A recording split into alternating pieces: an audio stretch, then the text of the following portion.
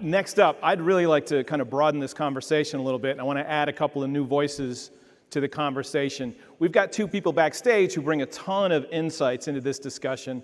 First, please welcome Chief Information Security Officer from Equinix, Mike Montoya, and Chief Technology Officer for Grand Bank, Bob Hanson.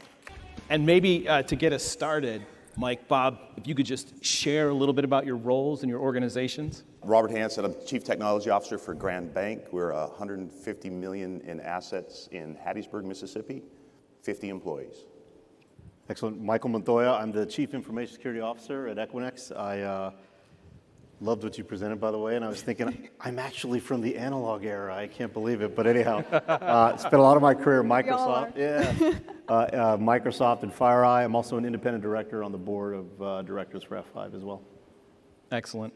Well, thanks, guys, for being here, and thank you, Sam, for sitting down for a few minutes. Look, for the next 20 minutes or so, I'd really like to dive into some of what I discussed and what Sam discussed, but let's just start with everywhere work, right? And the convergence of IT and security. Maybe starting with you, Bob, if you could talk about how your organization is experiencing transitioning to everywhere work and this convergence of IT and security. Yeah, I think all the normal challenges that presented, everybody talks about COVID, pre-COVID, post-COVID. We went from just a few remote people being able to connect in VPN to rapid growth, right? We tripled our number of users getting in, and then you had to worry about the security side of that. You don't know where they're working from, what their home networks are like, and so how do you handle that? Quite a challenge, and the supply chain came in, right? And I can't get stuff.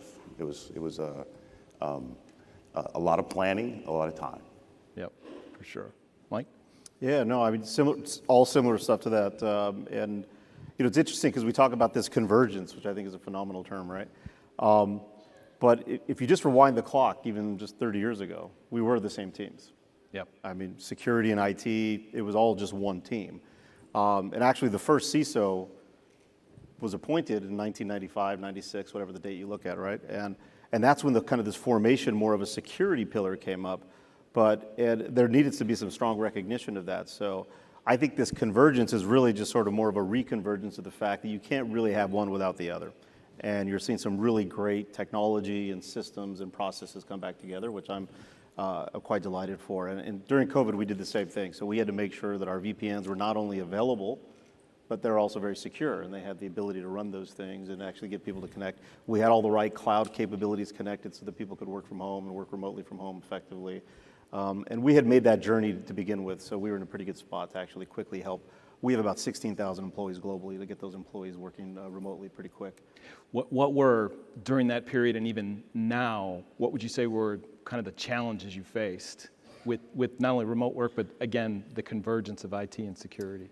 It's interesting, Rick, because so our IT folks, and folks will mention this, right? I'm IT as well, so I don't think of it one or the other. Suddenly people are working from home, and all of a sudden all of these consoles start lighting up, where we're seeing all of these things enter our network, because people have cameras at home and TVs at home and all these printers at home. IoT devices banging away. IoT devices, right? And suddenly we're seeing all of this noise on the network, and security is now seeing all these alerts. So suddenly we saw, hey, we need to get a converged console as quickly as possible and triage these things to make sense of what's really on our network versus just an adjacent to, because people are working at home. And that was just like one of the challenges we dealt with, is like, how do we actually enrich this data, make it sensible, and really give our converged folks something to look at. A couple years ago, we had a customer in the shipping business, right? And they were concerned because they had 18 devices pop on to the network through Ivanti Discovery, picked it up. They had no idea what they were, so they were panicked. So they gave us kind of a data dump. We looked at it.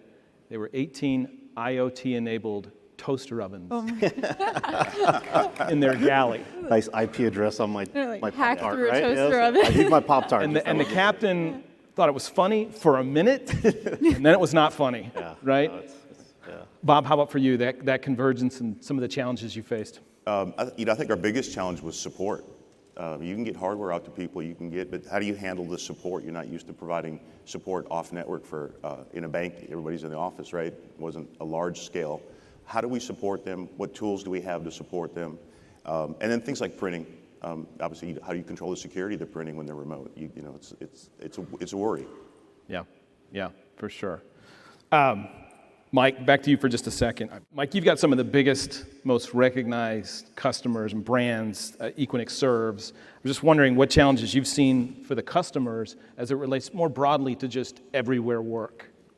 Yeah, I think they went through, I mean, many of you are Equinix customers, and thank you. And if you're not, you probably are, and you don't know it, because we are, we're actually behind most of the large hyperscalers, and we provide that infrastructure for them. We have over 200 plus data centers with the largest interconnection fabric with roughly 1 million interconnects that help folks at the edge connect closer to the closest cloud instance they need to get there what they need, whether it be Zoom or Office 365 or some other cloud service. So just helping those customers map out exactly what are the technologies that you need in order to get quickly to a cloud and get them to our closest, what we call cloud on-ramp, and helping in that side. Because I was a little bit surprised, honestly, mainly because of my technology background, how people were at different stages of their cloud journey and how many folks still had so much on-prem environment versus to a cloud environment. So helping them map that out and say, okay, how do we make sure their on-prem can still be secure and safe within maybe one of our data centers, but then how do we help them get to the cloud as quickly as possible using one of our on-ramps? And then the cloud providers behind that, working with them to ensure that they have the capacity to take on some of that, because many of those cloud providers are actually sitting in our environment as well. Yeah. So working with them from a supply side as well. Makes sense. Let's shift gears a bit.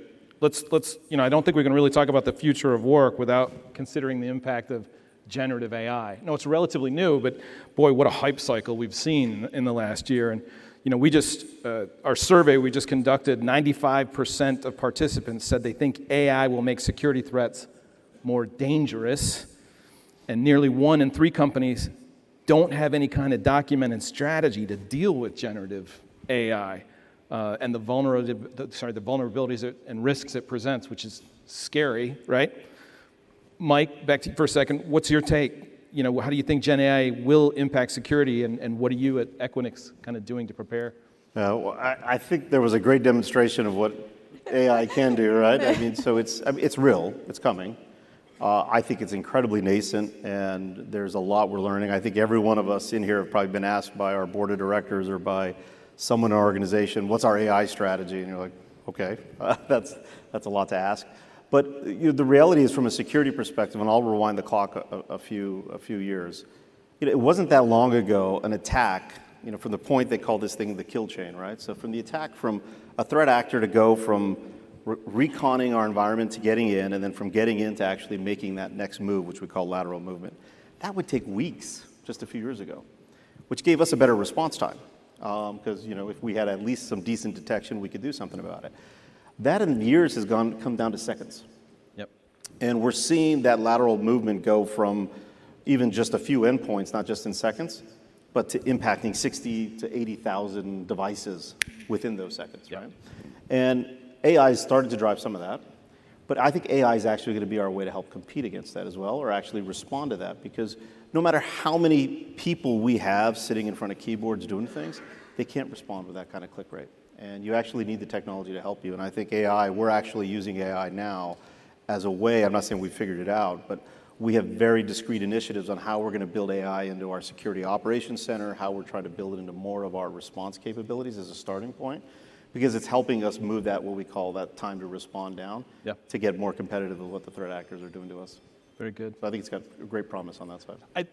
To me, this is there's this period of intimidation and kind of intellectual curiosity and intellectual fear at the same time. Yeah. And I think until we all kind of dig in and start to experience it, like Sam demonstrated, I don't know if we all need to create our own AI personas, but it was an art project, but people are really doing it. So. Yeah.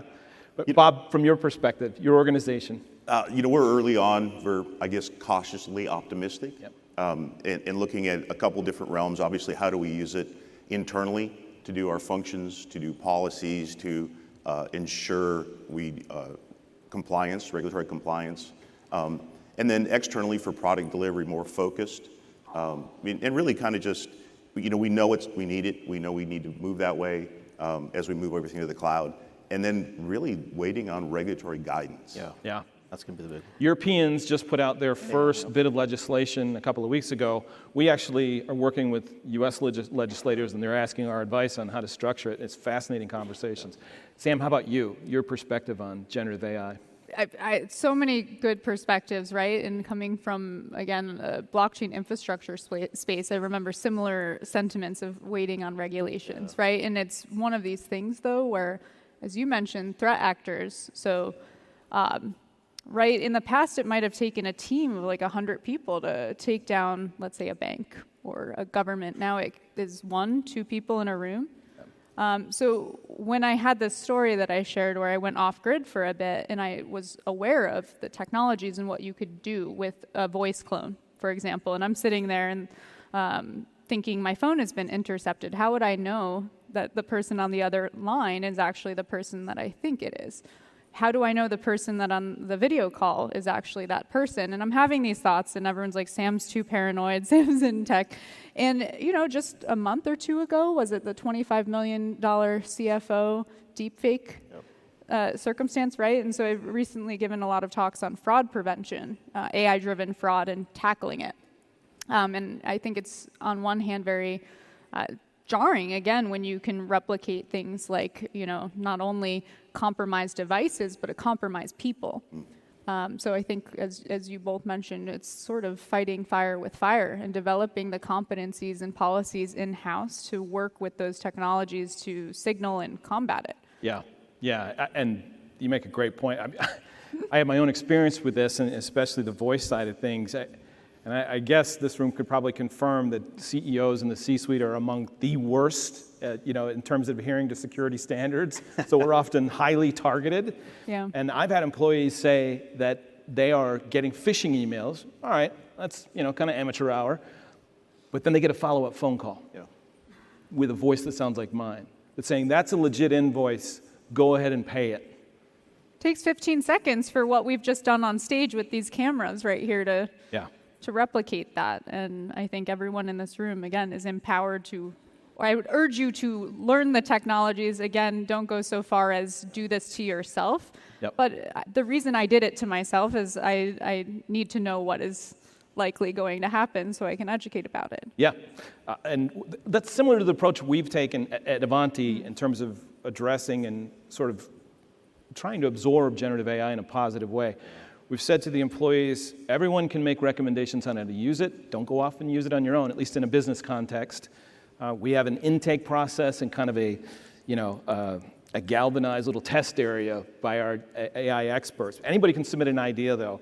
And we then go through the intake process, and we put it through 3 or 4 criteria. Does it generate speed, efficiency, value, and does it create a better employee experience, right? And under those lenses, you didn't hear me say reduce people, right?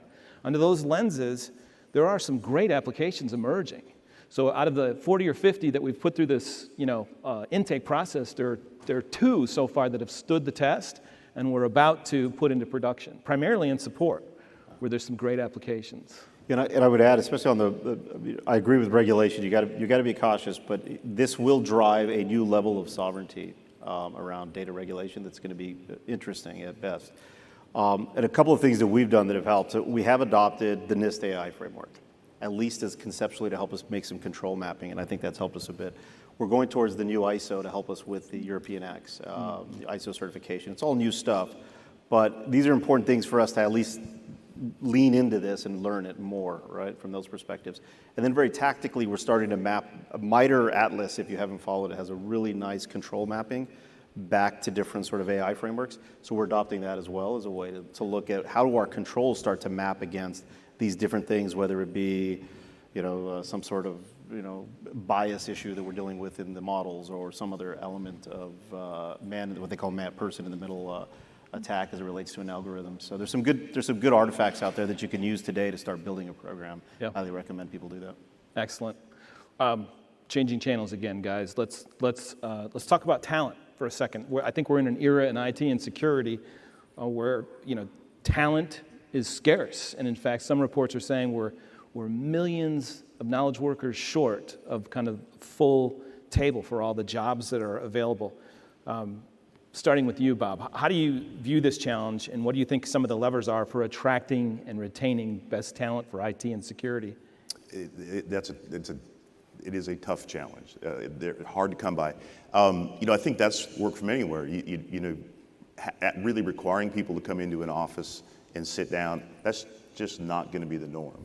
But you've got to give that flexibility, functionality, and it starts with what you're allowing them to do. It starts with the benefits, all those things that attract those people.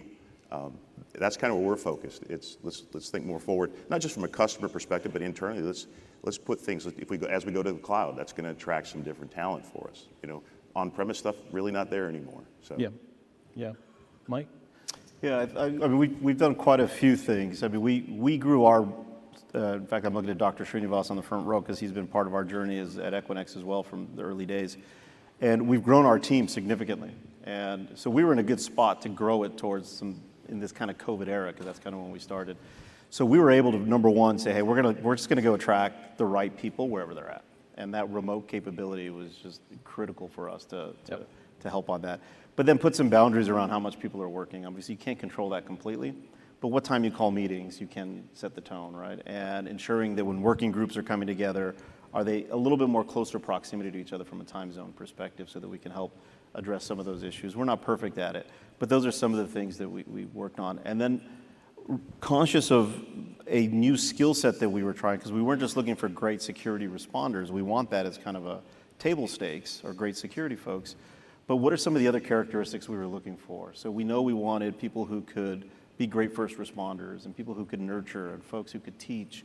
So we start to look at these different job profiles like teachers and nurses and emergency responders. And we took some of those points to help us change our job descriptions a bit, which really brought a different talent base to us, which just kind of changed the dynamics of the team, which was very helpful for us. That's very interesting. That helped, and that just set a different tone for the team. Yeah. I think that's a really smart idea, right? Because when you go to remote work, the dynamics change for the employees. And to that point, the four of us were backstage talking about exactly this topic, and Sam, we were talking about the risks associated. We on one hand, Bob and Mike are talking about the virtues and value and attractiveness of providing flexible work. There's a downside. We were talking about it. You want to share your thoughts? I mean, I spoke to it, right, in my remarks earlier of, again, as the interfaces get closer to the body and the movement of people are all around the place, there's a lot more to protect. And again, I look beyond provisioning of hardware or software, so when you're thinking of security or IT talent, and I like where you're looking, right, of sort of looking in different places or people who have the capacity to have, I wouldn't say, I don't like the word soft skills, right? I use the fundamental human skills is what I prefer to use. That's where we all need to be thinking about from the baseline.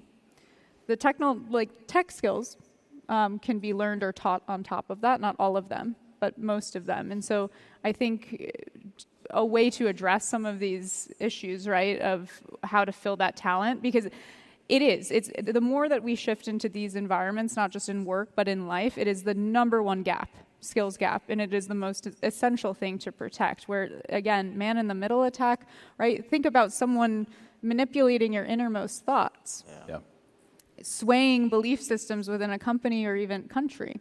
This is happening. We'll see this over the coming months. I'm not very much looking forward to the elections, but I think there will be a lot more awareness of the gaps then.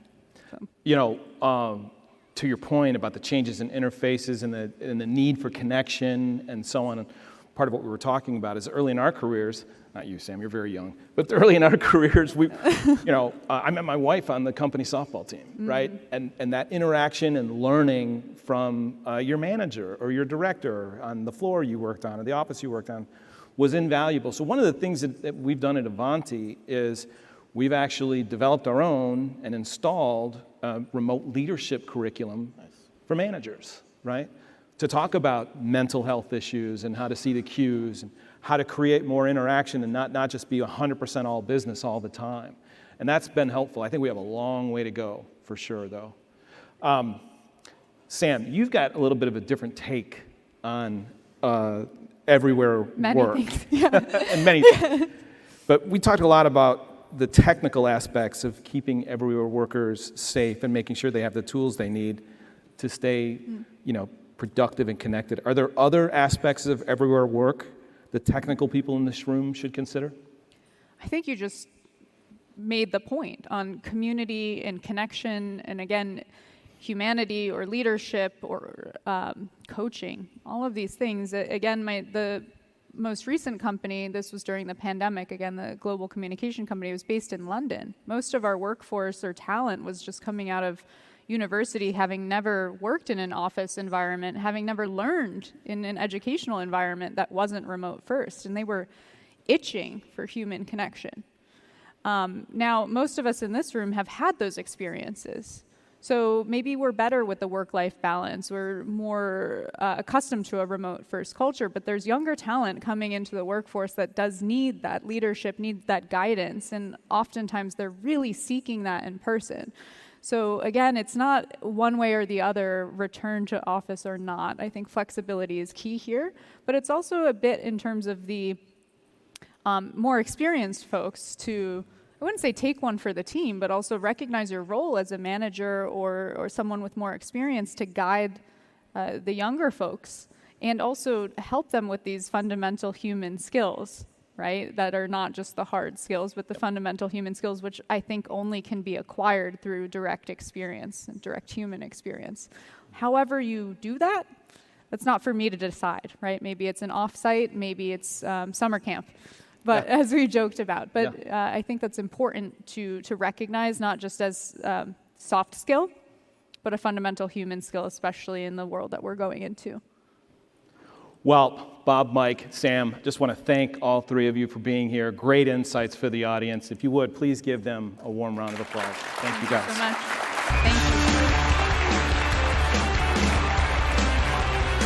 Thank you. Listen, I hope this morning's session has given you some useful insights into the future of work, and especially how Ivanti can help you solve the challenges of everywhere work right now. We're confident in our vision and a purpose-built capability to address your biggest challenges. Please enjoy the rest of your day. Thank you so much for being here.